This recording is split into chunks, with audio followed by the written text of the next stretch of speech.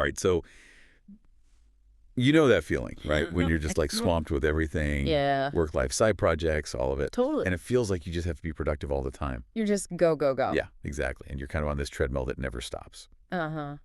So today on this deep dive, we're going to look at Okay. staying effective without totally burning out. That sounds fantastic. Right. Because it's kind of It's so important. it's a big deal. It really is. Yeah. And we're going to draw on some different perspectives on this Okay, cool. and kind of synthesize it all together for you. All right. Well, I mean, it's a super important topic because that feeling of just being stressed and like depleted all the time. Yeah. It's not just, in your head. Yeah. It's a real thing. Right. The World Health Organization Wow. actually defines burnout. I didn't know they even had a definition for that. They do, Right. and they define it as a state of chronic workplace stress that has not been successfully managed.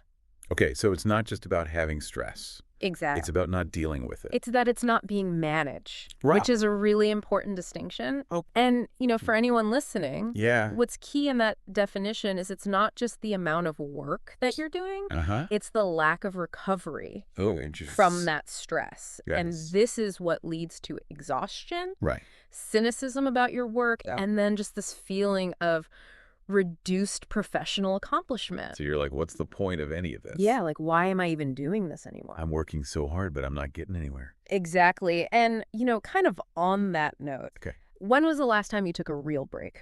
Like a real break. Not, scrolling on social media, Right. not half paying attention to emails, Uh-huh. but like truly stepping away. Putting the phone down, Yes. closing the laptop, Stepping away from the screens, from anything work-related. just being present. If you have to really think about it, Oh, that yeah. might be a sign That's a good point. that you need to pay attention to. Yeah. And I think there is this feeling Yeah, kind of culturally that we have absolutely. that being busy means you're important Oh, yeah. or you're Well, successful. it's like a badge of honor It is to have a packed schedule. like, oh, I'm so busy. I'm so important. Yes, exactly. Yeah. But when we actually look at it, being Yeah. busy Uh-huh. doesn't automatically mean that you're Right. being productive. It doesn't mean that you're getting things done. Exactly. It just means you're busy. You're just doing a lot of stuff. Right. And you can get caught up Yeah. in that whirlwind of like Oh, yeah. checking off all the little tasks. Answering every notification. Yeah. Responding to every email. And then at the end of the day, Yeah. you feel like you haven't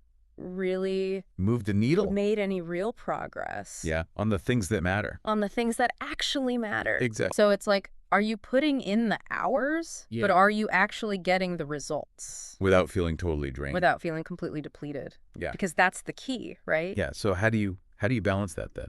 Well, it's interesting. When you look at some of the research around productivity, Okay.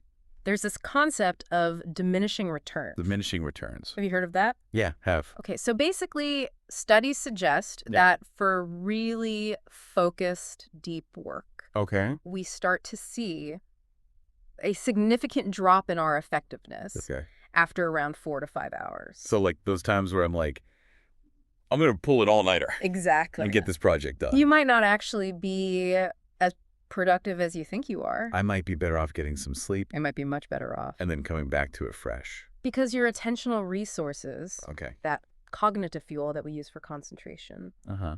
gets depleted. It gets tired. Gets tired just like our bodies get tired. Yeah, that makes sense. So if we can't just grind our way to productivity, Right. what are some better strategies? Well, there's some really interesting research into what are known as ultradian rhythms, Right. which basically means that our focus naturally operates in cycles. Okay. And these cycles are often are around 90 minutes. Like an hour and a half. Yeah. Okay. So what this tells us is that it can be really effective to work in shorter, more intense bursts, Okay. followed by deliberate breaks. So instead of like one long marathon work session, Exactly. it's more like sprints. Yes. Okay. So you have these periods of high focus, say for 90 minutes, Uh-huh. and then you take a true break. And what does a true break look like? A true break means getting up, moving around, Okay. hydrating. Drinking some water. Yes. Okay. And importantly, Stepping away from the screens. stepping away from all screens. Oh, wow. So no phone, no computer, Take no no rhythm. TV. So that's kind of counterintuitive Yep. in our world today. Yeah. Because we're so used to Yeah. just like being on our devices all the time. We're constantly connected. Yeah. But it makes sense. Yeah. when you think about it. Because if you're just switching from one screen to another, You're not really giving your brain the downtime it it's needs the recharge. to recharge. Okay, so how do we put this into practice?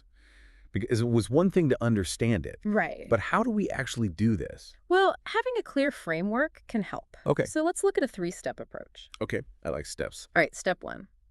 Protect your energy. Protect my energy. Think of your energy levels like a resource that needs to be managed. Like my bank account. Exactly. Yeah. You wouldn't just spend all your money without a plan. That's true. So don't do that with your energy either. Schedule breaks into your day, like you would schedule a meeting. Exactly. Block out that time in your calendar. And then stick to it. Yes. Okay. And then try using a timer for those focused work periods, those 90-minute sprints. Yeah. 90 minutes on, 15 minutes off. Exactly. And during your break, remember, no screens. no screens. Get up, move around, stretch, drink water. Yes. Okay, I can do that. So I like that shift in perspective. Yeah.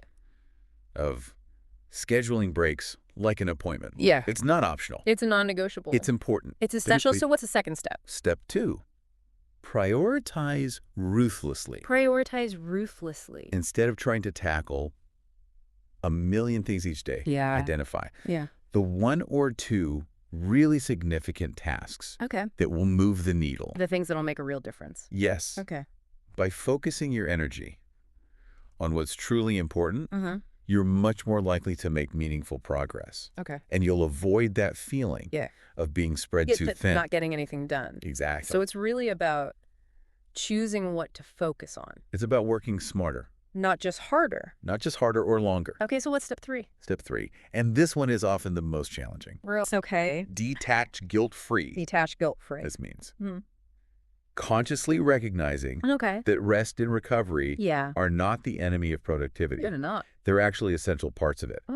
So allowing yourself to disconnect. Like really disconnect? Fully disconnect. Okay. Without feeling guilty. Yeah. Or like you should be doing something else. That's so hard. It is, but it's important. It's crucial for your long-term well-being, Okay. your ability to be effective. So you can't pour from an empty cup. Exactly. Okay.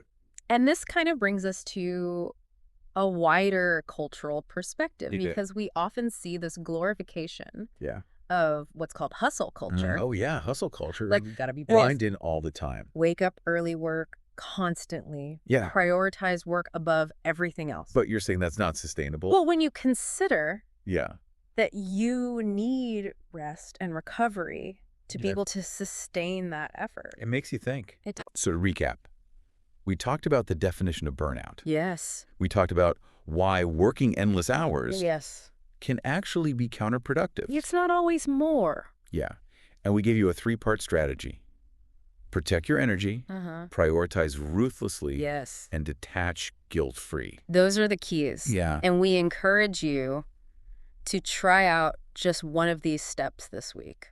Just one. Yeah, maybe incorporate those short scheduled breaks. Okay. Or maybe just try identifying your top priority for tomorrow. Or try disconnecting. Slowly disconnecting. Without feeling guilty. See how it feels. See how it impacts your energy levels, your ability to focus. Because it might surprise you. And as you go through your week, think about that contrast between hustle culture and the need for rest. Because it really raises some questions. It does. About how we approach productivity and well-being. Yeah. So keep thinking about that as you figure out what works best for you. It's all about finding that balance. That's it for today. Thanks for listening. We'll see you next time.